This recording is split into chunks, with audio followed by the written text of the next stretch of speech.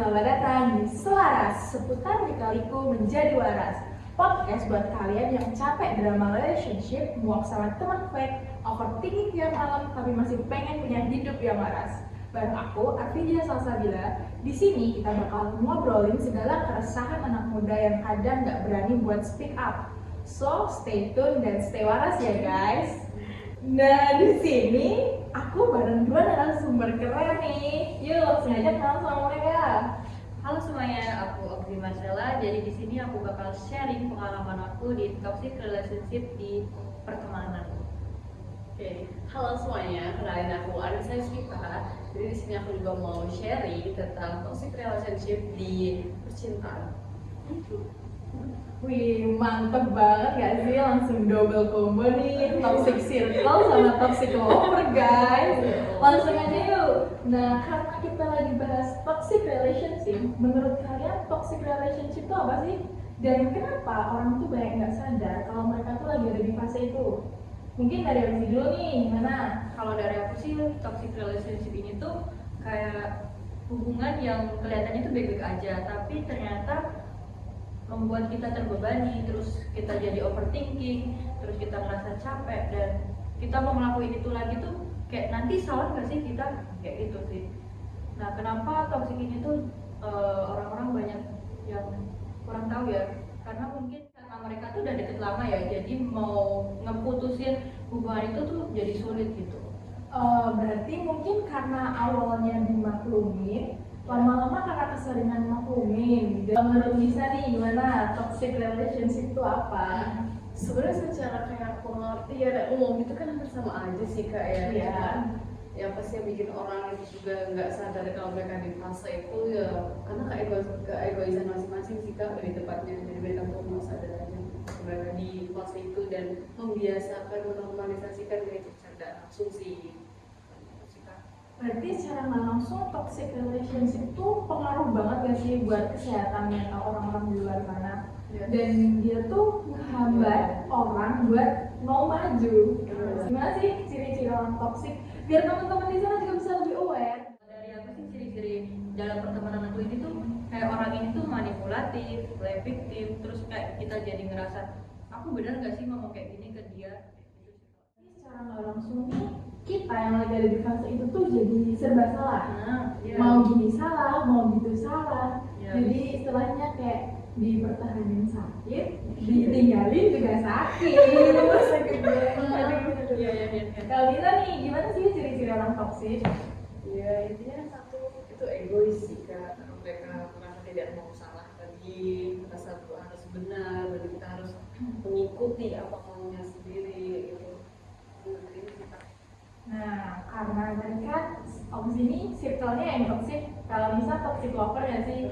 Boleh dong spill dikit pengalaman kalian. Dari siapa Opsi dulu ya. Oke, kalau dari aku sih karena dulu tuh punya 5 teman nih awalnya, dan kita kenal juga kayak dari temen juga. Kasih nama A, B, C, D. Nah, kita ini tuh awalnya bareng terus, tapi ngerasa yang si A ini ngerasa kalau misal kita berlima ini kayak kurang efisien, kayak kurang ya kayak gitu efisien. Dia nggak mau kalau ada ketambahan orang. Nah, ya maunya tuh kayak kalau misal lagi main gandengan berdua tuh ya dua-dua, nggak ada orang tinggal lah ya, intinya kayak gitu. Nah itu. Terus habis itu setelah berjalannya waktu kita cuma jadi berempat. Nah pas berempat ini udahlah kita biasa aja main. Nah pada suatu hari itu karena aku juga punya teman lain, karena itu waktu itu mau diajak main Suatu tempat lah pokoknya. itu aku ngajak teman. Nah aku ngajak teman tanpa ngasih tahu temanku ini, dan ternyata pas aku ngajak tuh si A ini kayak ngerasa, loh kok kamu ngajak temenmu tapi nggak bilang sama kita. Terus si A ini marah tiba-tiba pulang. Terus kayak aku lah kenapa dia pulang. Terus si teman aku yang B sama C ini bilang sama aku, mungkin karena kamu ngajak pulang. Terus ya udahlah, aku karena gak enak ya aku minta maaf sama temanku ini, dan aku minta maaf sama si A karena ngajak itu nggak bilang. Nah jadi kan kita selama lost contact gitu, itu tuh aku mau ngajak adikku karena kita kan kayak mau pergi main makan gitu doang. Nah kayak gak ada acara formal gitu, ya udah aku ajak adikku ini, aku bilang lah ke grup itu, bilang kayak gini, guys, kalau misalnya ada aku ikut gimana, boleh apa enggak?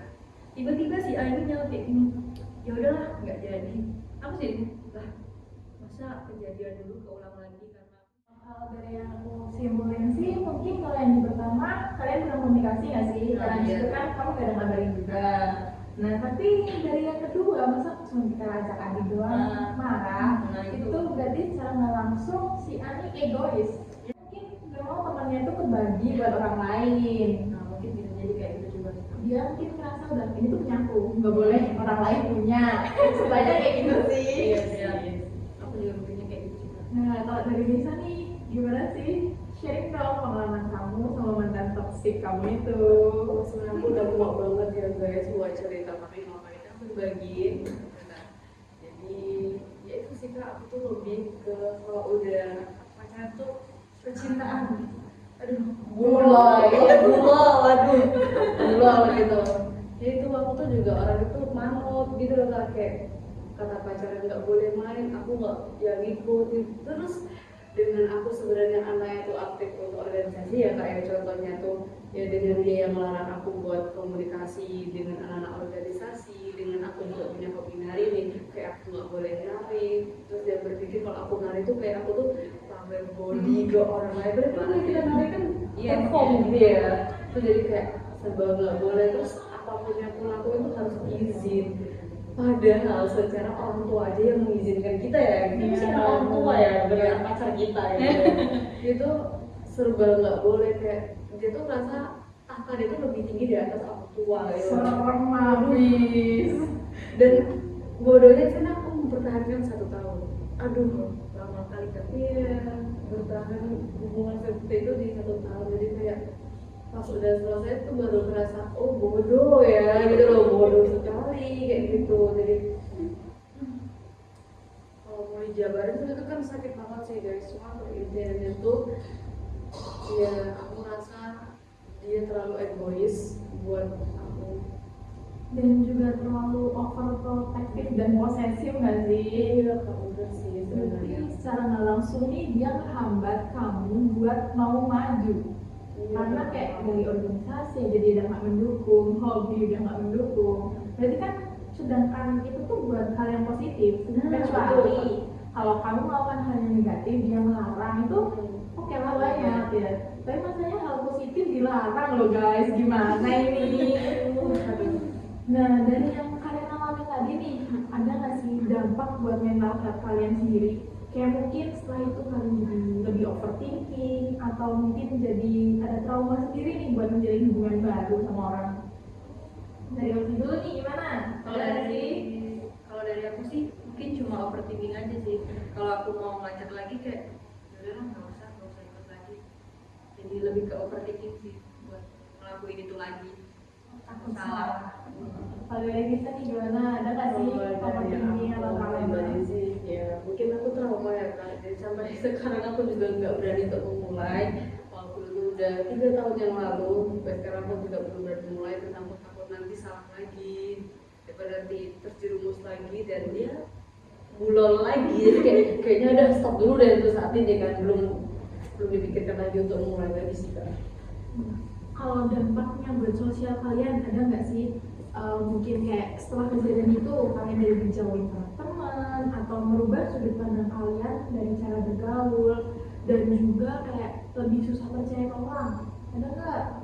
Kalau dari aku sih buat kayak pertemanan lagi sih, mungkin kan tiap orang beda ya. Kalau dari aku sih nggak apa-apa, aku berteman sama siapapun. Tapi yang kalau udah mengarah ke toxic itu mending udah stop daripada nanti sakit hati lagi. Off dari awal ya. Yes. Kalau dari bisa nih, Kalau dari aku sih ada sih kak dampak ngaruhnya juga, karena waktu itu sempat cekcok dengan orang tua karena aku terlalu kecintaan tadi gitu ya, Terlalu kayak membela si terlalu ex. membela kayak gitu kan. Itu udah aku orang tua jadi sempat ada cekcok. Terus dengan teman juga yang udah tahu kita toksik, ya teman udah berusaha menasihati, tapi karena akunya bulol tadi jadi kayak aduh itu sih kak. Tapi tuh sekarang udah kok kak, udah dilepaskan semua tuh kenangan yang sangat jelek. alhamdulillahnya udah lepas ya. Nah ini nih pertanyaan yang mungkin banyak teman-teman sukain. Kayak kalian tuh udah tahu nih teman atau pasangan kalian toksik, tapi kenapa kalian masih mau pertahanin hubungan ini? Mungkin kalau dari aku sih kak, aku tuh mikirnya kayak kalau aku nggak sama dia, aku sama siapa lagi gitu, kayak itu pasti kecintaan dari kan bulan. Jadi kayak aduh, aku sama siapa ya kalau nggak sama dia. Padahal kalau dipikir ada dia nanti pastinya. Oke. Kalau dari yang sih gimana? Aku masih bertahan itu karena kita dulu sering bareng dan kita dulu tiap hari pasti interaksi. Kalau aku ngejauh kayak siapa, aku juga berteman cuma sama mereka, jadi aku juga bingung harus gimana. Berarti terpaksa nggak sih? Awalnya berkumin, lama-lama kok malah semakin kesini semakin nggak cocok nih. Kayak ya udah bertahan sakit, nggak bertahan soyo loro. Tapi nggak apa-apa sih, penting di cut off nggak sih orang-orang kayak gitu guys. Nah sekarang coba dong sharing gimana sih cara kalian bisa keluar dari situasi atau fase toxic itu, biar teman-teman yang di sana tuh tahu nih gimana sih caranya, atau mungkin teman-teman di sana ada yang ngerasain hal sama kayak kalian. Oke, kalau dari aku spesifik tuh nggak ada, karena kita kan udah beda tempat ya, jadi lebih mudah aja kita nggak komunikasi, terus nggak komunikasi kayak waktu kita masih bareng. Kalau dari yang bisa gimana tipsnya buat pendengar di sana? Oh bisa, dan langsung sih sama sih kak ya, karena kan komunikasi itu yang bikin apa sebenarnya kita erat itu, karena kita udah cara komunikasi, jadi secara tidak langsung juga udah agak bisa lah untuk Secara nggak langsungnya kita harus bisa mulai menjaga jarak nggak sih, menjaga interaksi biar kita tuh nggak, oh aku tuh nggak terlalu sama ini, kayak ya udah sih kita bersikap biasa aja tapi nggak secara langsung menjauh, pelan-pelan. ya betul sih kak. Nah, kalau pesan-pesan buat teman-teman di sana yang masih struggle di hubungan toksik tapi belum berani buat keluar apa nih? Buat kalian yang lagi ada di posisi itu, pesan aku buat kamu itu tuh kamu nggak sepenuhnya salah dan kamu juga berhak punya teman lagi, nggak cuma itu. Terus habis itu kalau kamu masih sayang sama temenmu itu ya nggak apa-apa, tapi kamu juga harus ingat kamu masih punya diri sendiri dan berani. Kalau dari kita nih gimana? Dari aku, kalau kalian udah tahu dia udah fase toksik kayak gitu, lepas, tolong lepas, jangan sampai kalian bertahan cuma karena kasihan, karena kalian mikir kalian nggak ada sama siapapun, tapi tolong lepas. Kesehatan kita juga mau lebih sih. Dengerin ya teman-teman semua, jangan mau bertahan di hubungan yang toksik. Betul. Wah, gak kerasa ya obrolan kita nih udah cukup panjang, tapi seru banget gak sih? Seru. Dan pastinya banyak hal yang bisa kita ambil dari cerita Opsi dan Nisa tentang hubungan toksik. Makasih ya Opsi dan Nisa udah mau sharing pengalaman kalian di sini. Cerita kalian pasti relate buat teman-teman di sana yang lagi ada di fase ini. Buat kalian yang dengerin ini, ingat ya, mental health itu prioritas, bukan opsi. Jangan biarin hubungan apapun bikin kalian capek, overthinking, dan ngerasa gak dihargain. Karena kita berhak loh buat dapet lingkungan yang support kita dan yang sehat. Kalau udah toxic, jangan ragu buat pergi. Itu bukan egois, tapi kita sayang sama diri kita sendiri. Gak semua orang yang lama di hidup kita itu harus dipertahankan guys. Ada yang cuma cukup untuk jadi pelajaran. Dan buat yang udah lepas dari fase toxic kayak Auzi dan Nisa nih, selamat ya, kalian jauh lebih kuat dari yang kalian kira. Jangan takut kehilangan orang yang bikin kalian kehilangan diri kalian sendiri guys. Terima kasih udah dengerin podcast Selaras. Jangan lupa follow dan share ke teman kalian yang lagi ada di fase ini.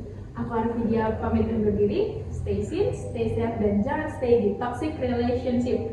Bye bye.